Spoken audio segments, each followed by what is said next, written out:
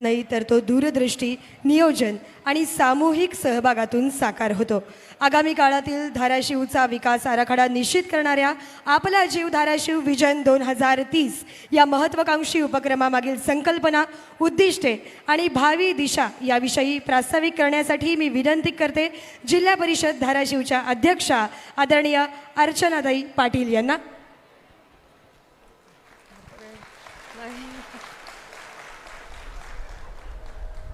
आपल्या जिल्हा परिषदेचे पालक माननीय ग्रामविकास मंत्री जयकुमार गोरे साहेब यांचं सगळ्यात प्रथम तर मी आपल्या आई तुळजाभवानीच्या धाराशिव जिल्ह्यामध्ये स्वागत करते. ज्यांच्या विकासाच्या दूरदृष्टीवर किंवा ज्यांच्या नेतृत्वावर विश्वास ठेवून आपण 46-9 अशी दमदार हे करून जिल्हा परिषद निवडून दिली, ते माननीय राणा जगजितसिंह पाटील साहेब, विक्रम काळे साहेब आमदार, माझ्या सर्व जिल्हा परिषद सदस्य, सहकारी, उपाध्यक्ष ताई, अर्थ बांधकाम गोरे साहेब, सॉरी थोडं टेन्शनमुळे भाषण थोडं हे होईल, सगळ्या माझ्या पंचायत समिती सभापती ताई, सगळ्या आवर्जून उपस्थित असलेल्या माझ्या आशा, अंगणवाडी सेविका, CRP ताई, तुमच्यासारखीच मुद्दाम साडी घालून आली आहे मी. आवर्जून गोरेसाहेब, खूप लोक होते पण बायकांनी सगळी पोझिशन घेतल्यामुळे पुरुषांना जागा मिळालेली नाही आहे बसायला, म्हणजे महिला आरक्षणाचे.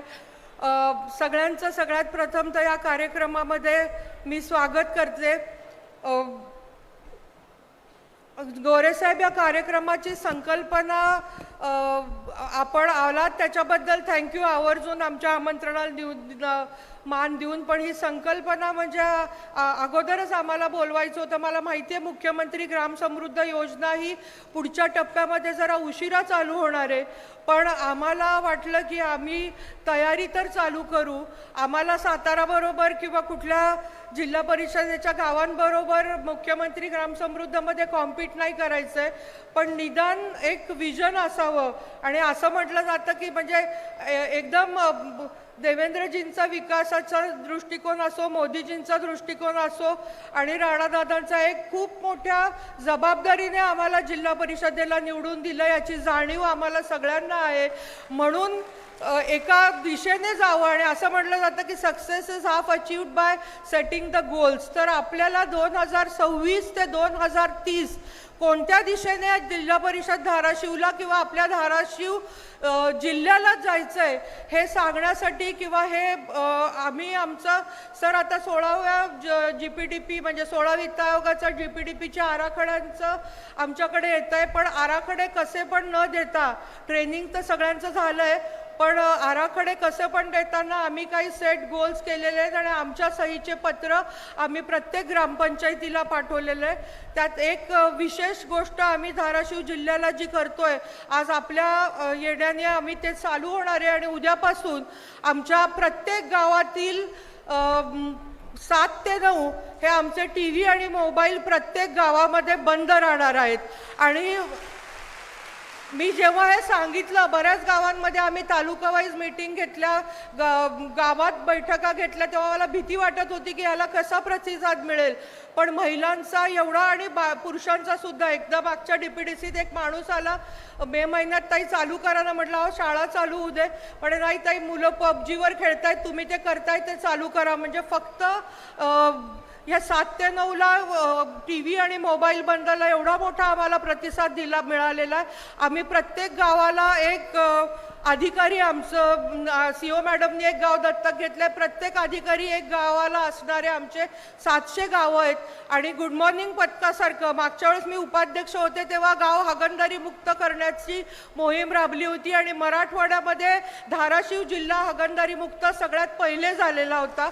आमचे अधिकारी चांगलं काही करण्यासाठी नेहमी तत्पर असतात आणि आता आम्ही सगळ्यांना दिलेले की 7 ते 9 आमचे शिक्षक असतील, आमचे ग्रामसेवक, आमची पूर्ण गावातील शासकीय अधिकाऱ्यांची टीम आणि आमचे ग्रामपंचायत सदस्य, सरपंच हे सगळेजण गावात 7 ते 9 TV बंद राहील आणि मोबाईल बंद राहील याची खात्री करणार आहे. आणि मुलं चुगली करतात, त्यामुळे जर कोणी आमच्या शिक्षकांना आम्ही सांगितलेलं आहे, इथं बरेच शिक्षक आहेत की जर कोणी मुलाने सांगितलं का त्या यांचा TV चालू होता तर त्यांच्या पालकाला बोलवून ओरडायचं. एवढं कडक आम्ही ह्याचं पालन करणार आहोत आणि मला वाटतं ज्या पद्धतीने टाळ्या मिळाल्या त्या पद्धतीने सक्सेस होईल.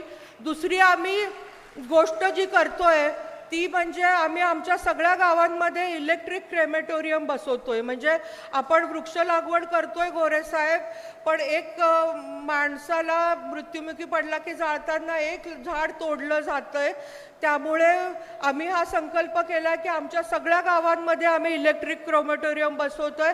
आमच्या वित्त आयोगातनं जो आम्हाला आपण 4 वर्षाचा वित्त आयोग दिला त्याच्यामधनं आम्ही 110 इलेक्ट्रिक क्रेमेटोरियम अबंधित पंचायत समितीच्या निधीमधनं, जिल्हा परिषद, त्याच्यासाठी मी सगळ्या माझ्या पंचायत समिती सभापती सदस्यांचे अभिनंदन मानते की त्यांनी त्यांच्या अबंधित निधीमधनं माझ्या 110 पंचायत समित्या आहेत, 110 गावांना आम्ही इलेक्ट्रिक क्रेमेटोरियम करतोय. मी ही पण संकल्पना जेव्हा सांगितली तेव्हा मला भीती वाटत होती लोक कसं घेतील ह्याचं, पण मला आमच्या कामवाल्या बायका म्हणाल्या ताई ज्यांना जाळायचंय त्यांना जाळू दे, पण आमच्यासारखे गरीब जे आहेत त्यांचे 7-8 हजार सरपणाचे वाचतील, त्यामुळे तुम्ही इलेक्ट्रिक क्रेमेटोरियम बसवा. आणि आम्ही कलेक्टर साहेबांना DPDC मधनं नाविन्यपूर्णमधनं, म्हणजे मी एका दगडात 2 पक्षी मारून घेते, कलेक्टर साहेबांनी पण हो म्हणावं. पण आम्ही येत्या काळामध्ये आमच्या 2030 पर्यंत आमच्या 700 गावं आहेत, 670 जॉईंट ग्रामपंचायती आहेत, पण 700 गावं आहेत. 700 गावांमध्ये इलेक्ट्रिक क्रेमेटोरियम बसवायचं आमचं उद्दिष्ट आहे सर. एक तर प्रदूषण थांबवायचं आणि झाडाची कत्तल थांबवावी, म्हणून हा आमचा दुसरा आहे. आणि तिसरी गोष्ट सर, आम्ही आमच्या प्रत्येक गावामध्ये आमच्या सरपंचांची मीटिंग्स बोलवली आहे तालुका वाईज आणि ग्रामसेवक. आम्ही आमच्या सगळी गावांना सोलर पॅनल बसवून घेतोय घरावर. शासनाने जी नवीन योजना देवेंद्र फडणवीस साहेबांच्या सरकारमधनं आलेली आहे की SC STच्या लोकांना 2,500 आणि OBC आणि ओपनच्या लोकांना ज्यांना 100 किलोवॅट लागतात, म्हणजे पंखा आणि लाईट चालेल, त्यांनी सगळ्यात 5,000 रुपये ही आम्ही प्रत्येक गावामध्ये वॉर फुटिंगवर नाव, म्हणजे टाईम लिमिट देऊन आमची सगळं, या पण योजनेला मला भीती वाटत होती की लोक कसं करतील, पण माझं 13-25,000 लोकसंख्येच्या गावाने ठरवलं आणि आमच्या याद्या तयार झाल्यात तर की जे घेणार आहेत सगळेजणांनी याला खूप चांगल्या प्रतीने प्रतिसाद दिला. आणि आम्ही एक मुवमेंट सारखं हे घेऊन आमच्या प्रत्येक घरावर, कारण आपल्याकडे ऊन भरपूर आहे त्यामुळे आणि लाईट बिल 0 जन्मभर येणार आहे, त्यामुळे आम्ही प्रत्येक गावातल्या प्रत्येक घरावर आपल्याला सोलर बसवायचा आहे. शासकीय इमारती, ग्रामपंचायत, अंगणवाडी, शाळा ह्याच्यावर आम्ही बसवून घेऊ, पण आपल्या अंगणवाडीला तर ह्याच्या पुढे DSR मध्ये आम्ही ठेवलंय सोलर बसवायचं, पण आपल्याला आपल्या घरात सोलर बसवून घ्यायचंय.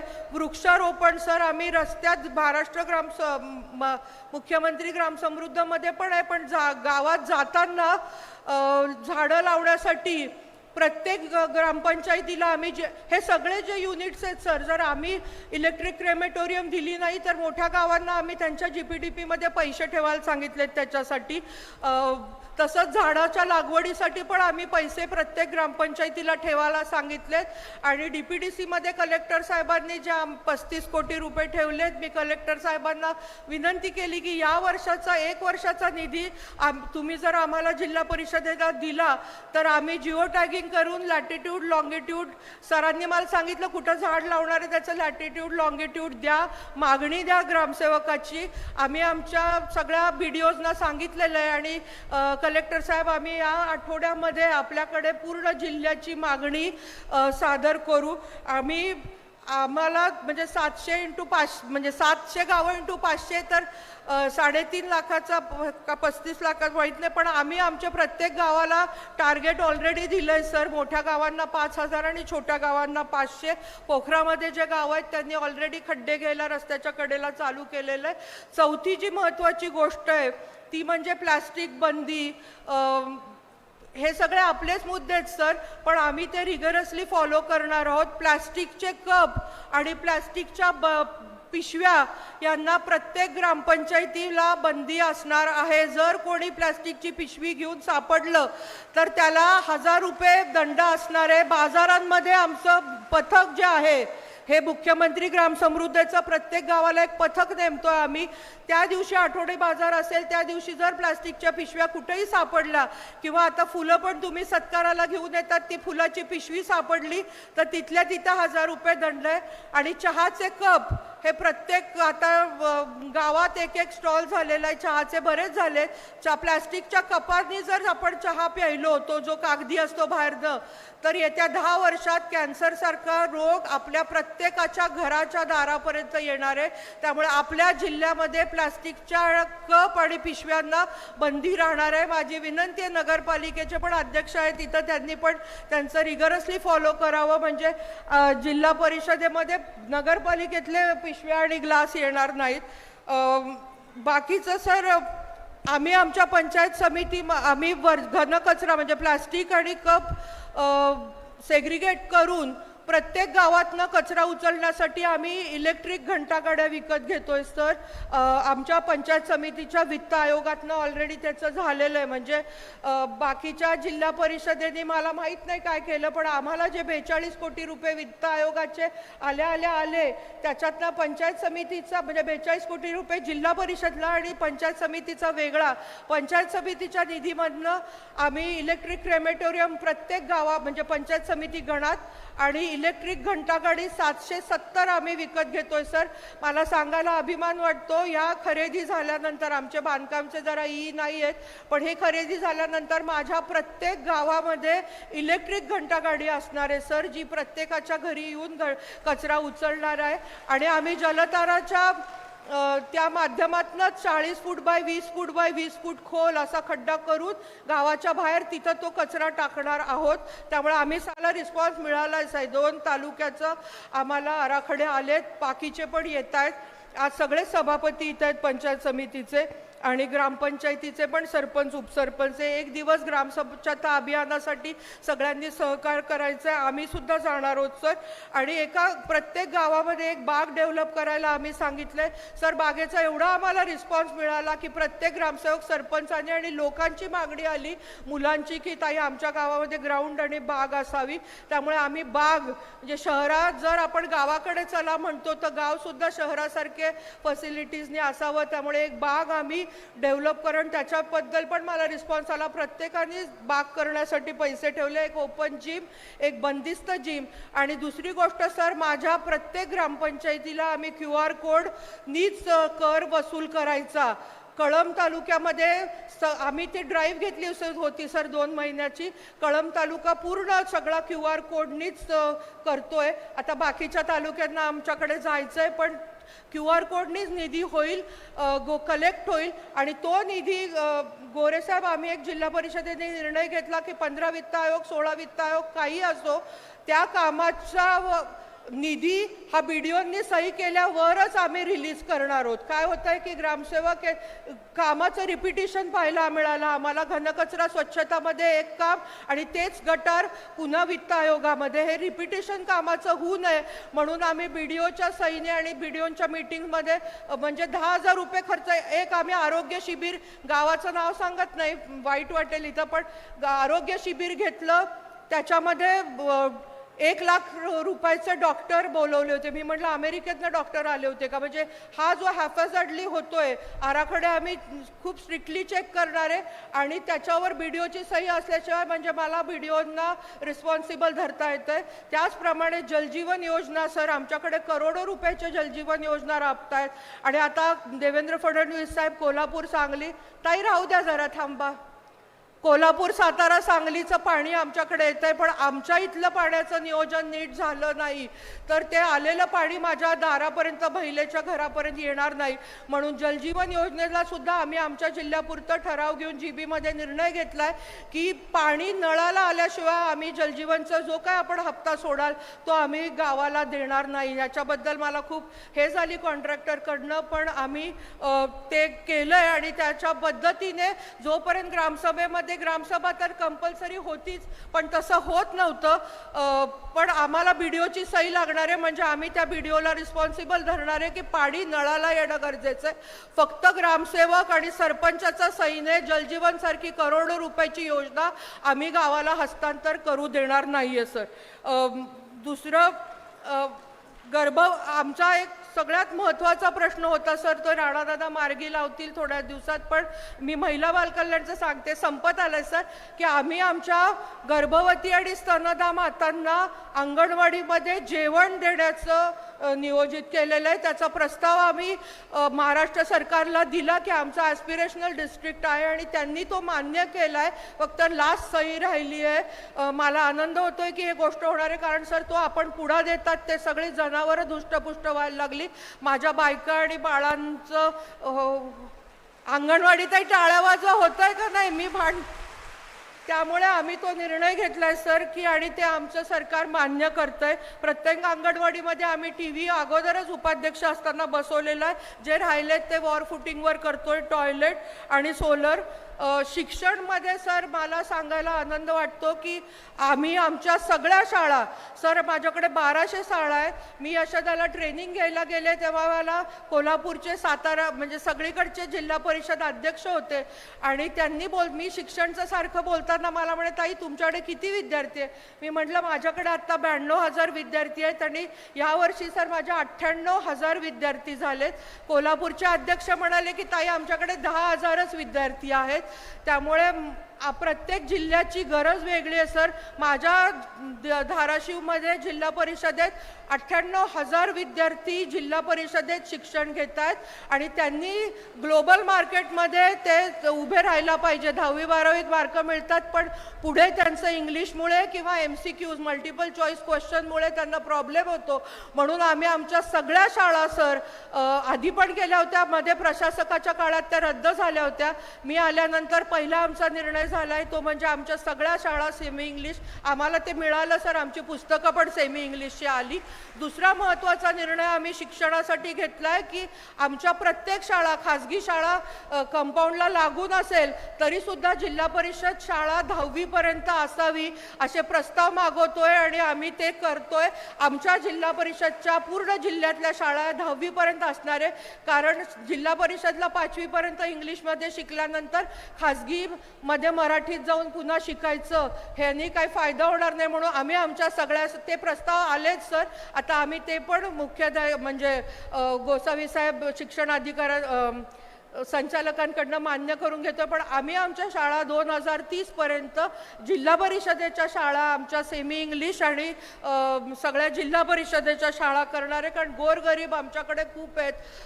त्यांची मुलं एक गणवेश आम्ही युनिफॉर्म केलेला आहे सर आणि त्यांची मुलं आमच्याकडे येतात. म्हणून मोठ्या सांगायचं राहिलं सर, मोठ्या ग्रामपंचायतींना आम्ही लिहून दिलंय की त्यांनी बस विकत घ्यायची आहे. जसे इंग्लिश मीडियममध्ये मुलं जात आहेत तसं आजूबाजूची शाळा समायोजन केले सर. एकच गावामध्ये एकाच शाळेला आम्ही निधी देणार आहोत.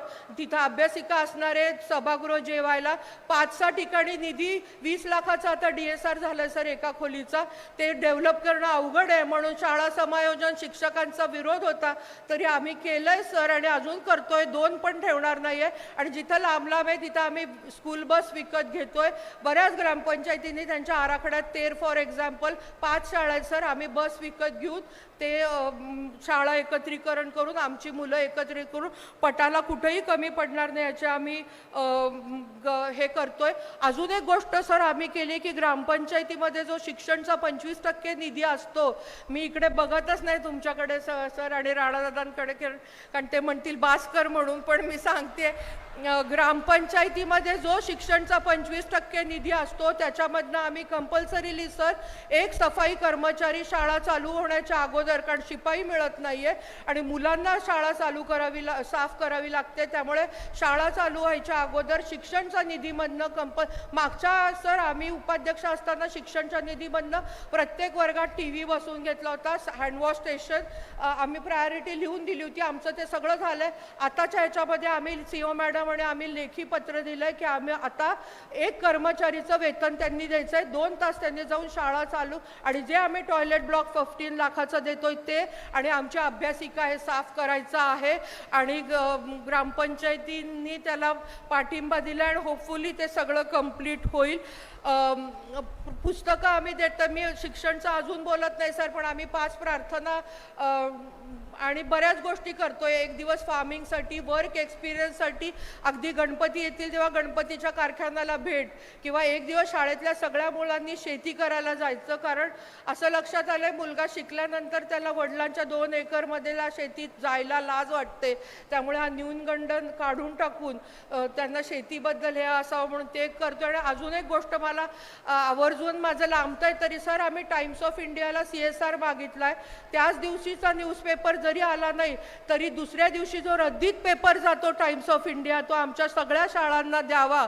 आणि शाळेमध्ये प्रार्थनाच्या वेळेस त्या मुलांनी एक बातमी ती टाइम्स ऑफ इंडियामधली वाचून दाखवावी, म्हणजे निदान ते इंग्लिश शब्द MPSC UPSC किंवा तलाठी भरती, अंगणवाडी भरती करताना मग जनरल नॉलेज शिकण्याच्या ऐवजी माझ्या पहिलीतल्या मुलालाच जनरल नॉलेज पहिलीपासून यावं. MPSCची तयारीच्या वेळेस शिकण्याची ही गोष्ट नाही. म्हणून स्ट्रेट ऑफ फॉर्मर्स असेल काय असेल याचे शब्द तरी माझ्या मुलांच्या कानी पडावेत, त्याची कात्रणं म्हणून आम्ही ते पण काम राणादादांकडे पण आमचे अधिकारी जाऊन आले काळेसाहेब, पण आम्ही ते टाइम्स ऑफ इंडिया 1200 शाळा आहेत सर, मला 1200 हवेत. आपण जर टाइम्स ऑफ इंडिया रद्दीतला 2 दिवसा जुना तरी दिला तरी माझ्या मुलांना त्याचा फायदा होणार आहे. आरोग्यामध्ये सर आम्ही आरोग्याचे जे पैसे असतात 25% ग्रामपंचायतीमधून, त्याच्यातनं सांगितलंय की जर आशांनी माझ्या एखादा पॉझिटिव्ह TBचा पेशंट डिटेक्ट केला तर ग्रामपंचायतीने त्यांना आम्ही एक स्क्रीनिंग व्हॅन घेतली आहे सर, जी तालुका वाईज गावोगावी फिरणारे प्रत्येक पॉझिटिव्ह आशाच्या पेशंट घे TBच्या, कारण TB हा हायली कॉन्टॅजियस डिसीज आहे, त्यामुळे TBच्या प्रत्येक पेशंटसाठी आम्ही 100 रुपये देणार आहोत. अजून एक आम्हाला 2 गोष्टी वर्क करायच्या आहेत सर, की धाराशिव जिल्हा गर्भाशयाचा कॅन्सरसाठी महाराष्ट्रात दुर्दैवाने जास्त आमच्याकडे केसेस आहेत किंवा 1 नंबरला आहोत सर. मला आनंद वाटतो की महाराष्ट्रात आरोग्य विभागात माझा धाराशिव जिल्हा 1 नंबरला आहे सर. आता मला शिक्षणमध्ये त्याला पुढे घेऊन जायचं आहे. धाराशिव जिल्हा आरोग्यात होण्याचं एकमेव कारण सर माझ्या सगळ्या आशा आहेत. कारण नाही म्हणजे उगा तुम्ही टाळा वाजवा म्हणून नाही म्हणत आहे सर, आम्ही जननी सखी योजना चालू केली. महाराष्ट्र शासन SC STच्या डिलिव्हरीला पैसे देते सर 600 रुपये. आम्ही आमची धाराशिव, सातारा, सोलापूर, कोल्हापूर, लातूरपेक्षा गरीब आहे. आम्हाला फक्त DPDCचा कलेक्टर साहेब 200 कोटी दिलेले आहेत, आत्ता 250 कोटी, ते त्यांना उगा म्हणते. पण आमच्या तरीसुद्धा सर आम्ही प्रत्येक डिलिव्हरीसाठी माझ्या आशांना प्रत्येक डिलिव्हरीला पैसे मिळत आहेत. जननी सखी आमची 5-7 वर्ष चालू झाली सर. याच्याने काय झालं की प्रत्येक डिलिव्हरीची काळजी माझी आशा घ्यायला लागली. बीडहून जर स्क्रीनिंग मशीन्स यायला लागले गर्भ तपासणीचे तर माझ्या आशा मला फोन करून, आम्ही एक हॉटलाईन नंबर ठेवला आहे, फोन करून इथं सांगतात की ताई इथं गर्भाशयाचं म्हणजे गर्भपात व्हायला लागला आहे आणि 2 महिन्यांनी 200 रुपये, 2 महिन्यांनी इंजेक्शन घेतल्यावर 200 आणि डिलिव्हरी झाल्यावर, आणि ते पण सर इन्स्टिट्यूशनल डिलिव्हरी म्हणजे माझ्या PHC उपकेंद्राला डिलिव्हरी झाली तरच आम्ही त्या बाईला 600 रुपये देतोय. बरोबर आहे ना का? ते जरा लूज झाले, पण त्याच्यासाठी इन्स्टिट्यूशनल डिलिव्हरीज पण आमच्या वाढल्या. आणि सगळ्यात मला सांगायला अभिमान वाटतो सर, कोल्हापूरचे भारत ते पंचायत समितीचे सभापती, मी नाव विसरले सर, पण ते आले होते म्हणे ताई मी फेटा बांधायचं नाही ठरवलंय जोवर माझा मुलींचा जन्मदर चांगला होत नाही. म्हटलं सर किती आहे तुमचा जन्मदर? आणि त्यांचा होता सर, त्यांनी म्हणे आता मी फेटा बांधला झेंडावंदनाला. तर सर माझा कोल्हापूरच्या पेक्षा माझ्या धाराशिवचा मुलींचा जन्मदर कोल्हापूरपेक्षा चांगला आहे ह्याचा, आणि याचं सगळं श्रेय माझ्या आशांना जातं आणि मला याचा अभिमान वाटतो सर. आम्हाला कॅन्सर आणि म्हणजे याच्यावर पुढे अजून काम करायचं आहे, पण आम्ही आरोग्यात तरी पण आम्ही त्यांनी शिथिल होणार नाही आहे. कृषी संवर्धनचं एक लास्ट आहे सर, की आपण आता देवेंद्रजींनी फार्मर्स म्हणजे महिला शेतकऱ्यांना पगार देण्याचं चालू केलं, त्याचं मी आपलं अभिनंदन करते. पण आम्ही आमच्या प्रत्येक गावामध्ये महिला फार्मर्स गट तयार करणार आहोत आणि त्याचे त्याचं उद्दिष्ट आम्ही आमच्या कृषी खात्याला दिलंय. पशु खात्याला प्रत्येक खात्यामध्ये गावाच्या मध्ये पाणी पिण्यासाठी आणि त्यांना ते वॉश वगैरे करण्यासाठी खोडा असं.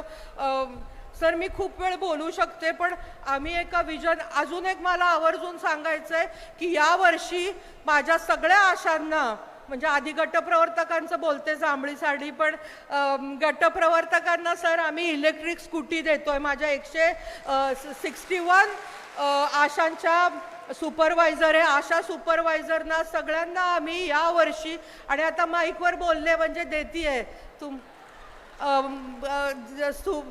इलेक्ट्रिक स्कूटी देणार आहोत सर. आणि माझ्या सगळ्या आशांना आम्ही 5Gचा मोबाईल त्यांना हवा होता आम्ही 5G मोबाईल देतोय. आणि मग परत माझ्या अंगणवाडी सेविका चिडतात कारण तुम्ही आशांनाच बघता म्हणून आशा अंगणवाडी सेविका आणि माझ्या CRP पशुसखी कृषी सुखी या सगळ्यांना आम्ही या वर्षामध्ये 5G मोबाईल देणार आहोत. कारण तुम्ही काम करताय ताई आणि आपल्याला हे विजन कंप्लिशनला न्यायचं आहे. त्यामुळे माझी सगळ्या इथल्या सरपंच आणि सगळ्यांना विनंती आहे की आज जे आपण एवढं मोठं भव्य दिवस जेव्हा आपण उद्घाटन करतो तेव्हा आपली जबाबदारी पण वाढते. नाही तर गोरेसाहेब पुढच्या वेळेस म्हणतील यांनी नुसताच कार्यक्रम केला आणि काहीच उद्दिष्ट अचीव केली नाही. ते आपल्याला 2030ला पुन्हा गोरेसाहेब मंत्री असतील कुठले मी सांगत नाही म्हणजे मुख्यमंत्री पण असतील पण तेव्हा त्यांनी आपल्या या उद्दिष्टाच्या कंप्लिशन कार्यक्रमाला पण यावं. ह्याच्यासाठी आपल्याला सगळ्यांना काम करावं लागणार आहे. आणि तुमच्या वतीने मी शब्द देते सगळ्यांना गोरे साहेबांना राणादादांना की आपण हे अचीव करू.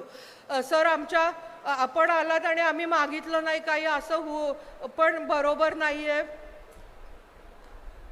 मागू ना सर आम्हाला एक गोष्ट हवी आहे सर म्हणजे आम्हाला आमची नवीन जिल्हा परिषद हवेत. माझे डिपार्टमेंट्स खूप ठिकाणी खूप जुनी बिल्डिंग आहे सर आणि माझे डिपार्टमेंट दुसरीकडे गेल्यामुळे काम करताना आमचे मापारी साहेब सेंट्रल बिल्डिंगला बसतात त्यांना बोलवायमध्ये 10 मिनिटं जातात. म्हणजे ॲडमिनिस्ट्रेशन नीट करताना आणि क्वार्टर्स चांगल्या डिसमॅन्टल्डच आहेत सर. त्याच्यामुळे आमचा सेसचा निधी जातोय भाडं देण्यात आणि चांगले अधिकारी जेव्हा आम्हाला इकडे बोलवायचे असतात तेव्हा क्वार्टर्स पण चांगले देणं असणं गरजेचं आहे. त्यामुळे आम्ही बिल्डिंग मी हात जोडून जिल्हा परिषद तर्फे विनंती करते की आम्हाला नवीन जिल्हा परिषद इमारतीसाठी आपण निधी द्यावा. आणि दुसरी गोष्ट आमच्या आस्थापनाचे सगळे अधिकारी जास्तीत जास्त आम्हाला चांगले द्यावेत. आणि तिसरी गोष्ट सर ही माझी वैयक्तिक आहे पण तुम्हाला बोलल्याशिवाय थांबा ना DHO साहेब. माझी वैयक्तिक एक मागणी आहे सर आपण सरपंच ग्रामपंचायतीतनं निवडून दिला 5 वर्षासाठी नगराध्यक्ष निवडून दिला 5 वर्षासाठी फक्त जिल्हा परिषदेचंच आरक्षण सर 2.5 वर्षासाठी का बरं ठेवलंय. म्हणजे आम्हाला काम करताना सर जर मला हे माझ्या या 2.5 वर्षात हे कंप्लीट करते पण मला उपाध्यक्षाचा अनुभव होता आणि थोडा माझे सगळे सहकारी हेल्प करतायत सर. पण असं तरी सर मला अजून एक सांगायचं आहे हे जे आपण निर्णय घेतला होता मध्ये म्हणजे निवडणूक घेतली नाही सर ह्याचा आम्हाला खूप त्रास होतोय. म्हणजे आता माझे HOD सगळे करतात सहकार्य पण मी मागच्या वेळेस उपाध्यक्ष झाले माझे अध्यक्ष आणि आम्ही एकत्र काम करायचो आम्हाला म्हणजे मीच पण मागच्या वेळेपेक्षा यावेळेस जरा त्रास झाला जास्त प्रशासकांनंतर. पण आता HOD काम म्हणजे सगळे मला हेल्प करतात. पण आम्हाला एखादं अचीव सर आम्हाला माडतच्या शाळेपासनं किंवा अष्टाकासारमध्ये जलजीवनला जे प्रॉब्लेम झालेला एक रस्ता चुकीचा केलाय तिथपासनं एवढ्या मोठ्या जिल्ह्याचं काम करताना 2.5 वर्ष दुसरं कोणीतरी आला तर समजून घेण्यातच वेळ जातोय. देवेंद्रजी इलेक्शनच्या अगोदर म्हणाले होते सर की स्थानिक स्वराज्य संस्था आम्ही बळकट करणार आहे. या बळकटीमध्ये मला वाटतं एक विषय आहे की आम्हाला 5 वर्षाचं आरक्षण तरी ठेवावं. पुन्हा सदस्य ठरवतील की तोच माणूस कंटिन्यू करायचा का नाही करायचा अध्यक्ष उपाध्यक्षासाठी. आणि दुसरी गोष्ट सर आमदारांनी आंदोलन केलं सगळ्यांचे पगार वाढवले सर पण आमचं म्हणजे मी उपाध्यक्ष असताना 16,000 रुपये माझा पगार. मला गरज नाही सर, पण मी सगळ्यांकडनं ते हसतात माझे सभापती मागून. पण सर माझे शिक्षक जे होते, मी शिक्षण सभापती होते, माझ्या शिक्षकाचा पगार 1,40,000 आणि माझा पगार 16,000. हे एवढं आम्ही काम करताना थोडंसं म्हणजे जरा आणि आम्ही दिवसभर 12-12 वाजेपर्यंत हे करताना सर म्हणजे भीक म्हणून नाही, पण आम्ही कष्ट करून आता सर शिकलेली लोक जिल्हा परिषद सदस्य आणि अध्यक्ष उपाध्यक्ष व्हायला लागले. आम्हाला आमच्या मानाप्रमाणे आणि कामाप्रमाणे पगार वेतन मिळावं ही एक मागणी आमची आहे. बाकीचे वेळोवेळीचे जे मागण्या आहेत की सपोज शासकीय सोलर बसवताना तुम्ही अनुदान देत नाही, पण मी ते साहेब पंकजाताई सगळ्यांकडे जाईल. सर मला एवढंच म्हणायचं आहे की आम्ही काम करतो, पण तुम्ही इथं आल्याने एक खूप मोठी कौतुकाची थाप आणि कौतुक कराल का नाही माहीत नाही तुमच्या भाषणात, पण निदान आम्हाला प्रोत्साहन मिळतंय की आम्ही कुठलं तरी करतोय, त्याचं कोणीतरी ऑब्झर्व करून त्याला मॉनिटरिंग करून आम्हाला काहीतरी आमच्या कामाचं चीज होतंय. शेवटी आम्ही सगळे आमच्या जीव धाराशिवसाठी करतोय. हे गाणं पण आवडलं ना तुम्हाला, आपण करून घेतलंय. पण जोगदंडचं थँक्यू. पण सर आपण आलात मनापासनं आणि माझं एवढं मोठं लांबलेलं भाषण ऐकून घेतलं त्याच्याबद्दल थँक्यू सर. परत येत जा, आम्ही काही ना काही चांगल्या गोष्टी करू ज्यांनी तुम्हाला आमचा अभिमान वाटेल. थँक्यू.